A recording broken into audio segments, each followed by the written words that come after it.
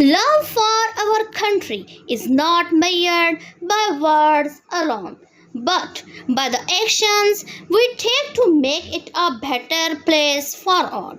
Honorable Principal, respected teachers, and my dear school fellows, Assalamu alaikum. Today, I have an opportunity to deliver a speech on Pakistan Defense Day.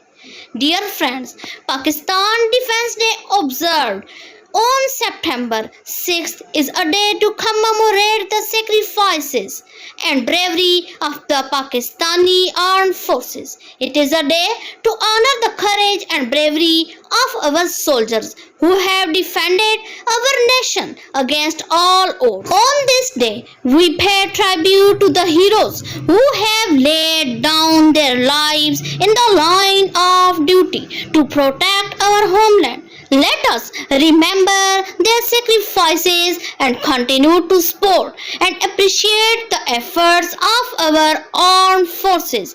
Pakistan Zindabad.